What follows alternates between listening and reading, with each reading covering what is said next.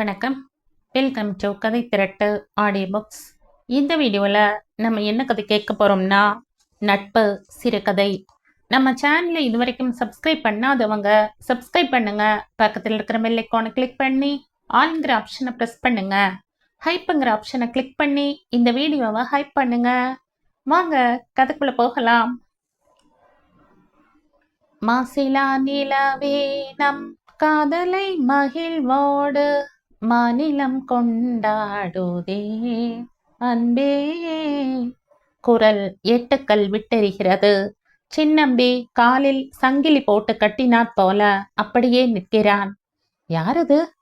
வாசல் திண்ணையில் ஜாரணி கரண்டிகளை அடுக்கி அதன் மேல் தலை வைத்து படுத்திருந்த புஜங்கராவ் அரை கண்ணை திறந்து பார்க்கிறார். அடாப்பா, இப்பதான் வர்றியா? ஆமண்ணா. உள்ள யாரு? சீமாச்சுவும் மணியும் கூட பூந்தமல்லியில ஒரு கல்யாணம்னு போயிருக்காங்களே. யாரோ உன் பால்ய சிநேகிதனாம், ராஜப்பாவோ என்னவோ பேர் சொன்னா.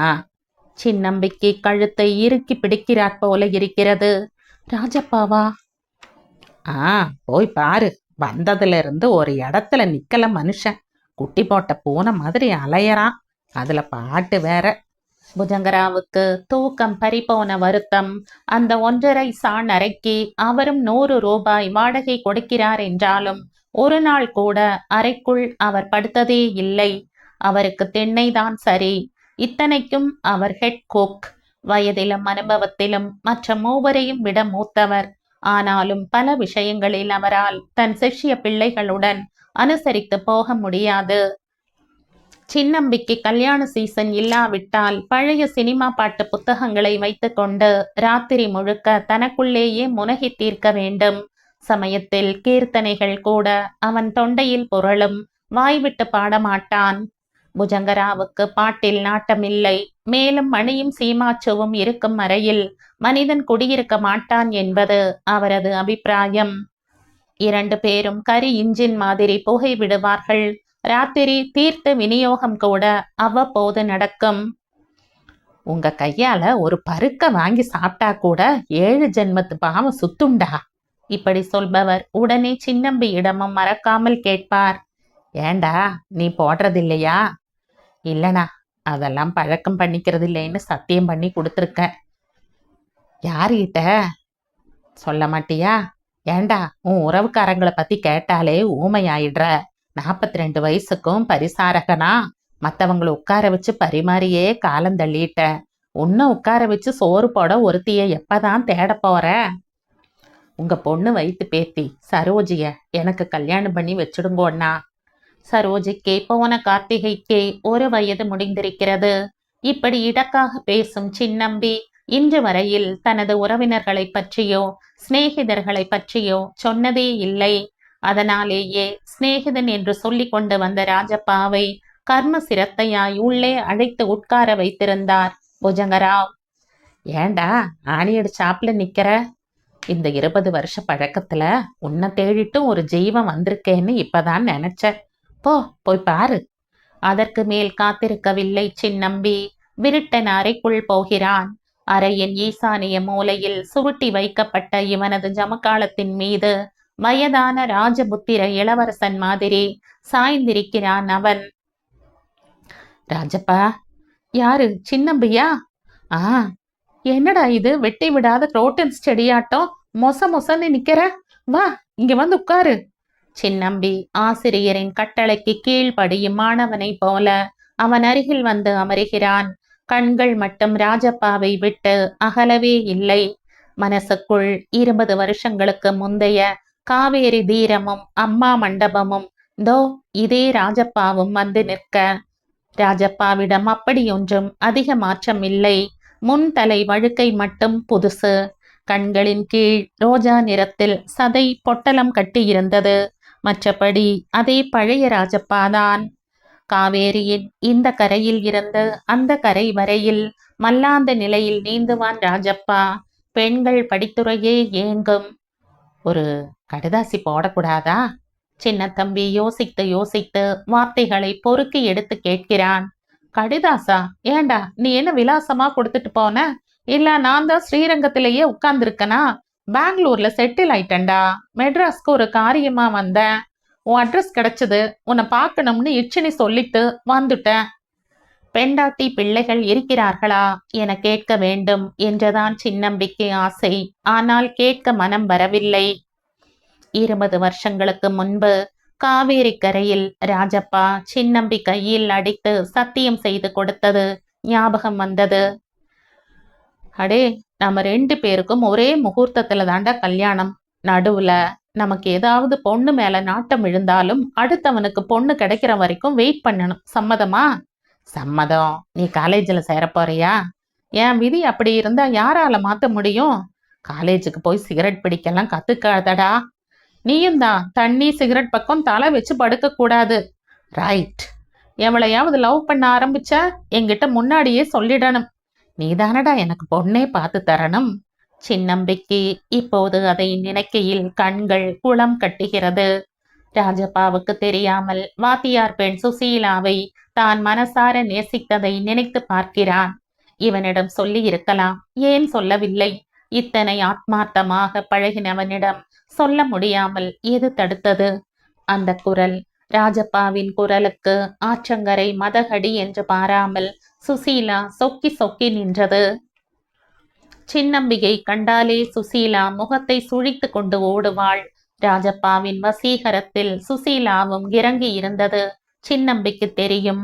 அதனாலேயே மனசுக்கு கனமான போர்வையிட்டு வைத்திருந்தான். ஒரு நாள் ராஜப்பாவே இவனிடம் சுசீலாவை பற்றி பேசிய போது திகைத்து விட்டான். சின்னம்பி, வாத்தியார் பொண்ணை பத்தி என்ன நினைக்கிற? ஏண்டா திடீர்னு? இல்ல சொல்ல. வாத்தியார் பொண்ணா தப்பி பிறந்துட்டா.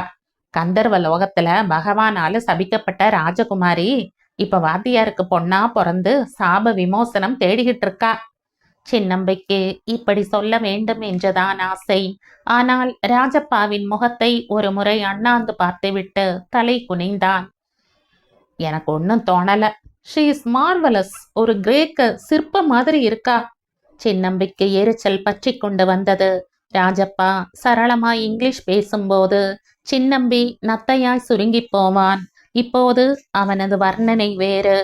ராஜப்பா இவனது கோபத்தை கண்டு கடகடவென காவேரியே நடுங்குகிற அளவுக்கு சிரித்தான். எனிஹவ், எனக்கு அவளை பிடிச்சிருக்கு. நான் அவளை விரும்புறேன். ராஜப்பா இதை சொன்னபோது அப்படியே புரளுகிற காவேரியில் தலை குப்புற விழுந்து 50 அடி சுழலில் சிக்கிவிட மாட்டோமா என்று சின்னம்பியின் மனசு துடித்தது. எப்பேற்பட்ட சிநேகம் அவர்கள் உடையது!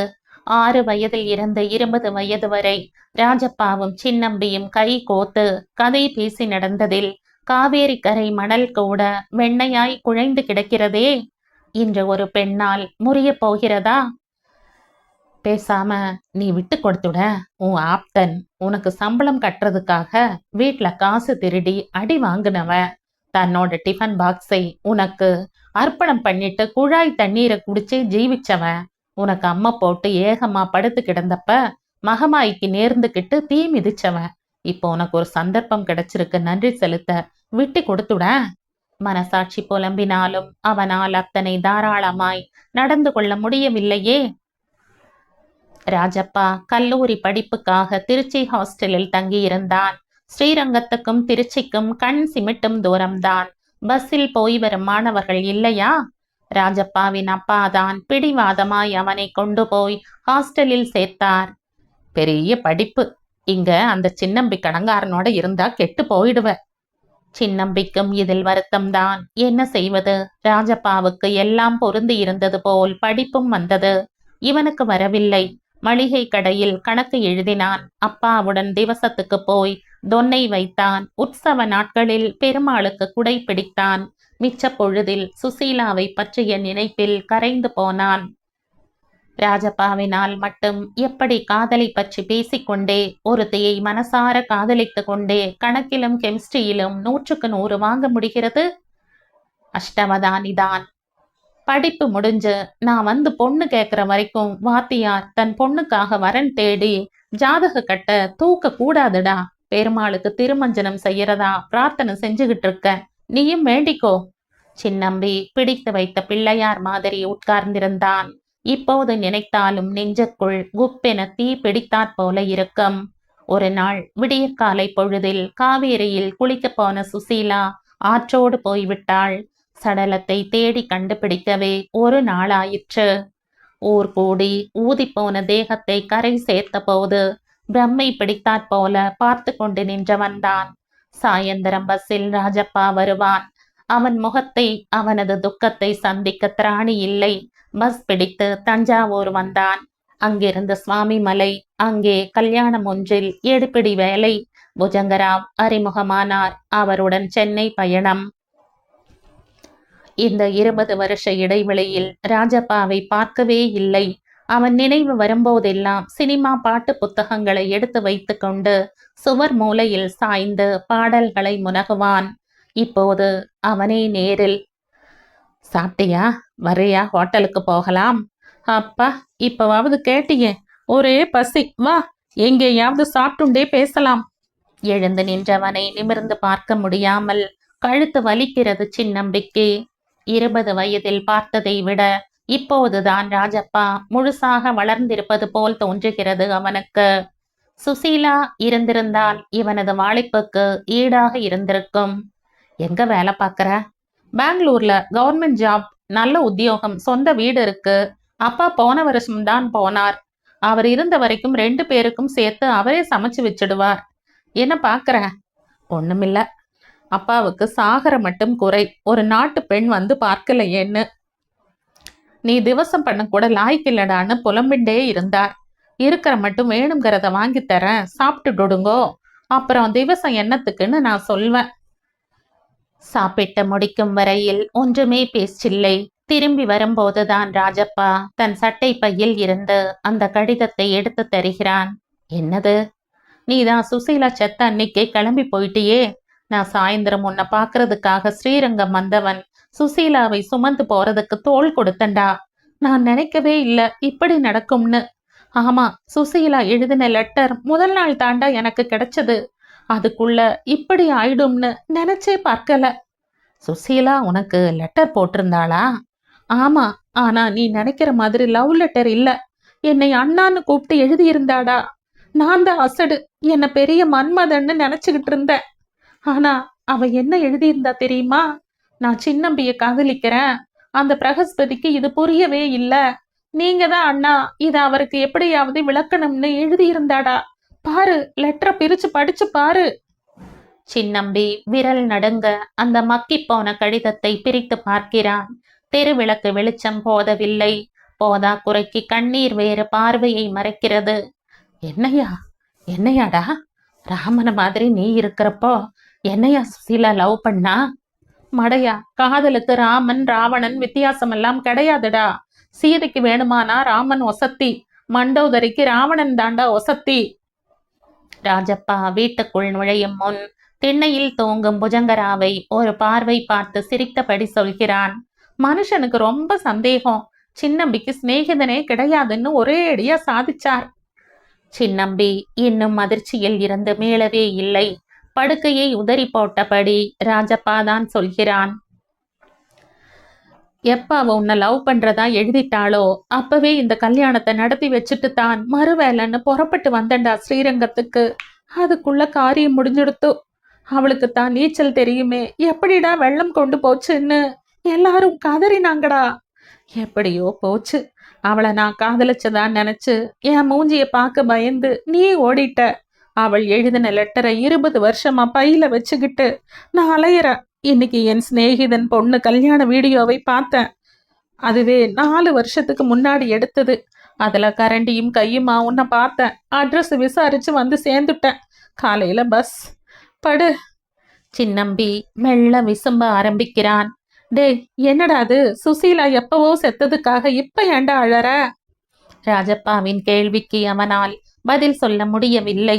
எப்படி சொல்வான்? அன்று விடியற்காலையில் சுசீலா குளிக்க வந்தபோது சின்னம்பியும் ஆண்கள் படித்துறையில் குளித்தபடி பார்த்து கொண்டுதான் இருந்தான்.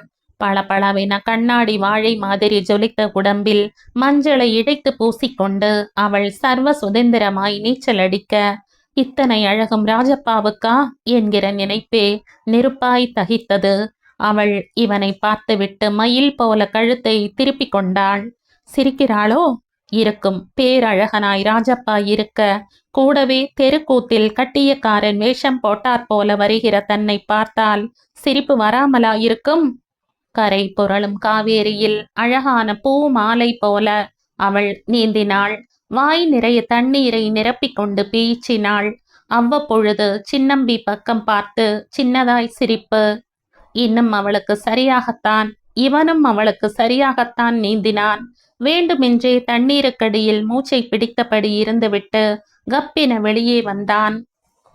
யாருமே இல்லாத அந்த கருக்கல் பொழுதில் அவளிடம் தன் காதலை மனம் விட்டு சொல்லிவிடலாமா என அவன் நினைத்த சமயத்தில்தான் அவள் கைகளை வீசி போட்டுக்கொண்டே கேட்டாள், ராஜப்பா எப்ப வருவாரு?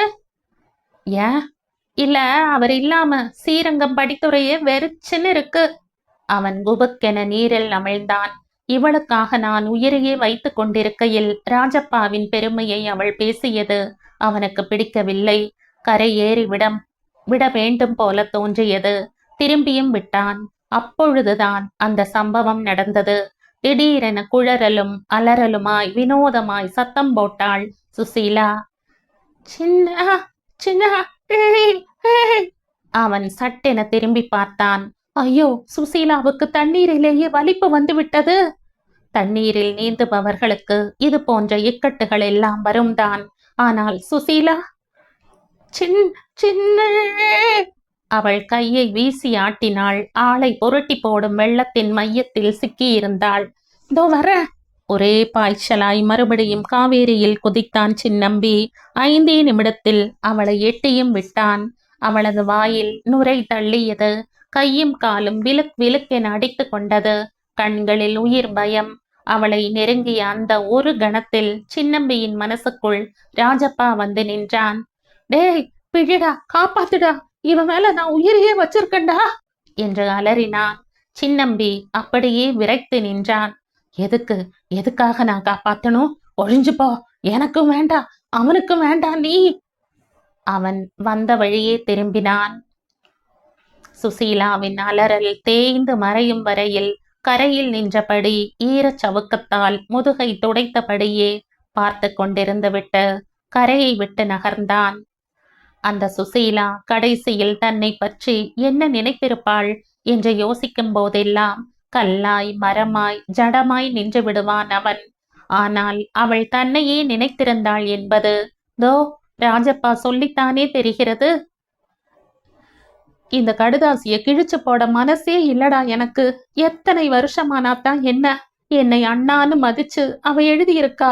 எப்படியும் நான் உன்கிட்ட அவளோட காதலை சொல்லுவேன்னு நம்பினா.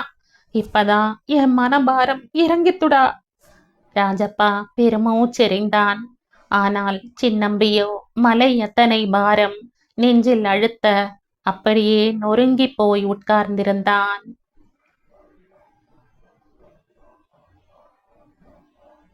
விகடன் இதழில் 1990ஆம் ஆண்டு வெளிவந்த சிறுகதை இது. இந்த கதை உங்களுக்கு பிடிச்சிருந்தா லைக் பண்ணுங்க, ஷேர் பண்ணுங்க, சப்ஸ்கிரைப் பண்ணுங்க. மற்றும் ஒரு இன்ட்ரெஸ்டிங்கான கதையோட அடுத்த வீடியோல சந்திப்போம். பாய். தேங்க்யூ.